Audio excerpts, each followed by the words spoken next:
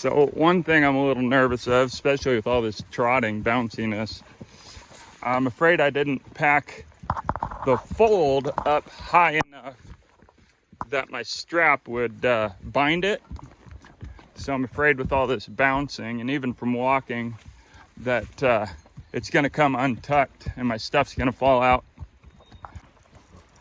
So there's a chance I'll have to stop and repack, but not too worried about it because this is a pack system I'm developing. I mean, I'm sure somebody else has done it, but I think each time, the way up here it worked, but this is an improvement, and I think packing it a little tighter, less wide, will be the final improvement. I think then it'll ride very confidently, even at a trot and all that, and withstand and not have to worry about it. So we'll see.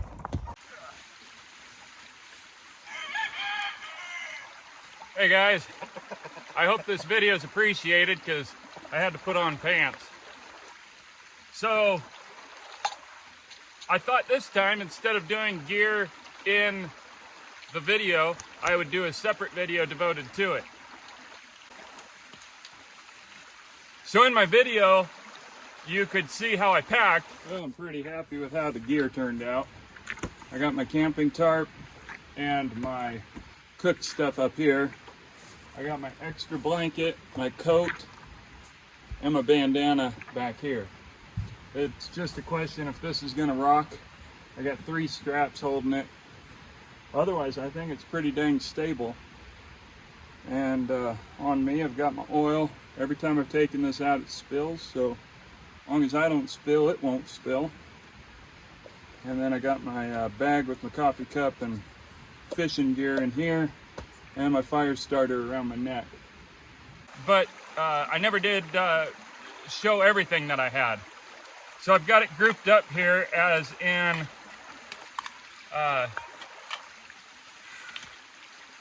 cooking, non-historical, stuff that was on me, and stuff that I had with me. I don't have my wool blanket, but you saw that in the video. So for cooking, this is all I had. My pan, my mixing cup, and my fork, and my coffee pot. Now a lot of you are thinking, oh, I can do more minimal than that. So before you comment, I do want to learn to wrap bread on a stick and cook it that way, because then I could leave my pan, because I could also cook the fish on a stick. And that's what I had it for. I could also do away with the coffee pot by using the cup. The problem is, this is so dang light. It's a pound or less. And to get this clean enough to get drinking water out of, I guess it's got flour and salt in it at all times. And so then the question is, well, did I get it cleaned out enough to not make me thirsty when I drink it? And then I'm constantly cleaning this thing. I never clean it. So I don't mind having this dedicated for water and coffee. And so that's just an allowance I'm already making myself. Eventually, I would like to do a trip though where I take just like 1 cup that I cook in, boil water with, and mix food in, and go super lightweight. So I can improve, and I will eventually. So for food, I brought plenty of flour. I had actually a lot left over. Salt, oil as demonstrated in the video. I had a bag of coffee beans, and what was the other bag? Well, I had the flour in 2 bags and a bag of coffee beans, and salt and oil. And the bread was amazing. I'm not just saying that. All I brought with me was flour and oil and salt. So my fried bread tasted great, and I got this much left over, and I've been full. Now, things that aren't historical, I brought 2 things of fuel. I found out I need about 1 a day if I'm going fully alcohol stove. I brought my alcohol stove. I also brought my fold-up Sternos camp thing, which I don't have here, but you've seen in previous videos. This is permethrin. I didn't know how much the mosquitoes would be out, and so I brought a bunch of that. I had this on me, but it's non-historical, so it belongs in 2 piles. But that's my tripod that I worked with, and my phone, which is up there. And then I had my glasses and my spotlight.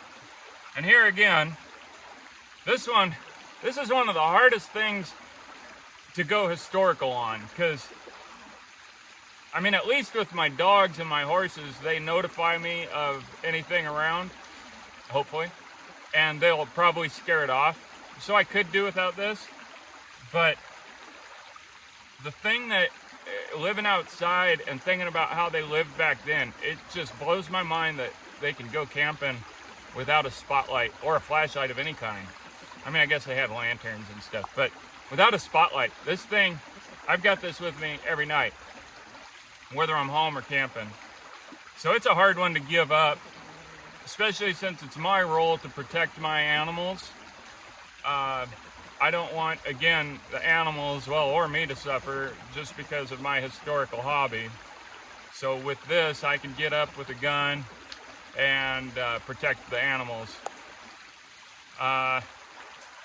There was stuff out and about, whether it was elk or bear or whatever. The horse was whinnying at night, and I did get up around 2 a.m. or something like that. So that was a hard one to give up. So far, I've decided not to, and I know that I lose street cred on that, but I've shared my philosophy there. So on me, in the video, when I say that my stuff weighs 12 pounds, I meant everything that was on me, including my drawers, my trousers, everything that was going on me, I had bundled up and weighed. The idea with my gun shooting bag, what I had on my body was my shooting bag, my fire kit, my gun, and this oil. I should have had a knife, but I haven't cut this hole big enough yet to fit on my gun belt, and I wasn't worried about getting in any emergency situations where I wouldn't have it. It was packed with my stuff. But anyway, all of that stuff, and I'd like to do a camp trip like this sometime where I use only my emergency gear, because on me I've got something to start a fire. Oh, and I had my cup in my bag so I could boil water in case there's not mountain water that's clean. So I could start a fire to keep warm, boil water to stay hydrated. And I had my fishing kit in here, so potentially I could catch fish, which, if you've seen my video, you see I'm still improving my fishing abilities. Gun for self-defense, and if anything's illegal, or if I'm dying of starvation, then obviously. But if there's anything legal to shoot, but mostly likely it's self-defense type thing. And then, of course, a knife for obvious reasons. So that's a fairly decent survival kit, and I'd like to try that sometime. Okay, and then other things with me. I had 3 blankets to sleep in, which is really cool for horse packing because 2 blankets were under the saddle. So that wasn't additional weight. That was just horse tack that I needed. And so the only additional weight was the 3rd blanket, which in retrospect, I probably could have been fine without it. But not knowing what to expect, you know, around here, you can get winter conditions in the mountains. You always got to be ready. So I did have the extra blanket, and overall it wasn't much more weight. But anyway, I also had my hemp blanket, because if you've watched my past videos, you know I'm allergic to wool. So I put that up around my shoulders and head, and that worked well. Probably added extra warmth because I was pretty warm. I brought my wool socks for sleeping in.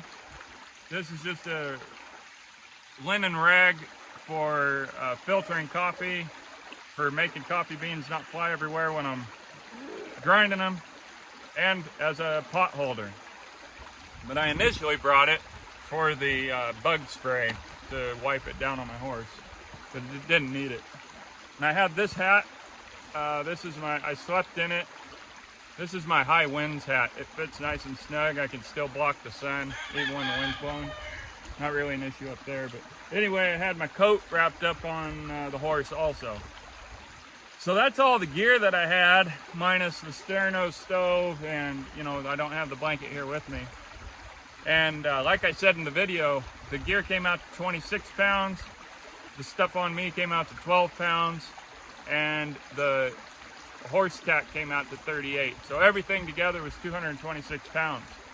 Not bad. I'm not disappointed with that at all. If I go out longer, the only thing to increase would be how much flour and oil I bring, pretty much, and coffee, which that diminishes in weight every day. So I'm going to demonstrate how I packed my gear. On the way up, what I did, I just kind of bundled it up, and you'll see that I've got a clump of gear up on the front. And that worked, but it kind of shifted, and then the weight is bad. So on the way back down, I realized I can do, this is called a pocket. It's got a slice down the middle.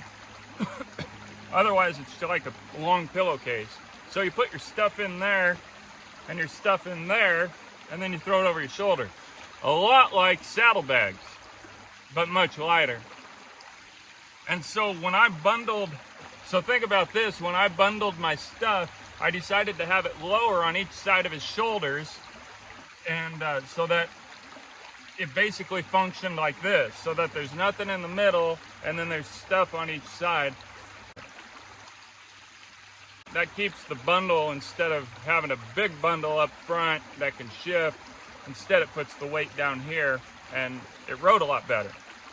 Now, instead of using pockets, because then once you get there, you've got this that you're not using, instead, by wrapping up the bundle in my tarp, the way I'm going to show you, now I've used my tarp, which I also use up there for rain and wind and extra warmth.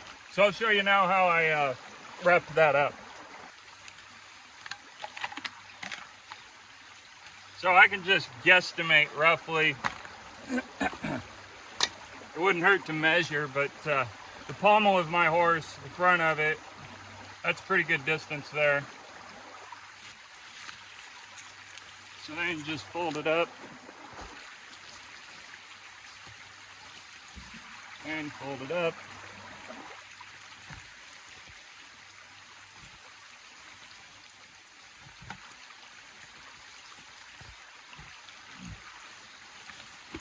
And just wrap it up like this.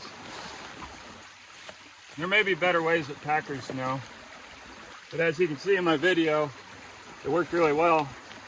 So now that part fits over the pommel, and then it's wrapped up, and as you saw, all that bouncing, it never fell out here. This canvas works lightly like Velcro. But also, my pommel has tie downs, so I wanted to fold it up far enough that that fold is up here where the tie down will catch it and hold it extra. But as you can see, makes me wonder if I could even do this without even tying it down. If it's balanced properly. Oh, there it goes. So, with lots of bouncing, it did come out. So maybe if I folded it farther, it would have held, or like I said, if I tied it down, then it would have held. Or it wouldn't even hurt to put a basket hitch on each side to keep it in. So that's how I did it.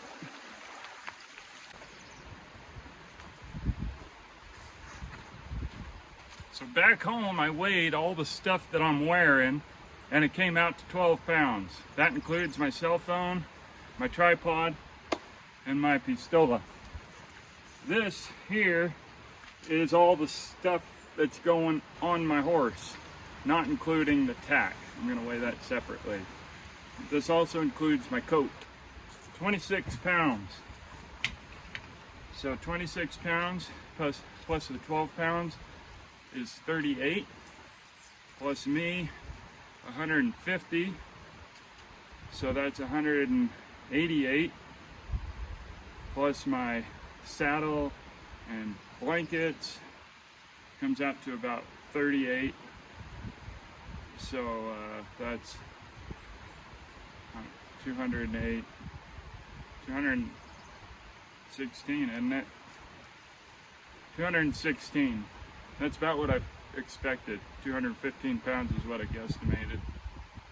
So it's not bad. 215 pounds, and most guys weigh that or more, just the body alone. So not too bad.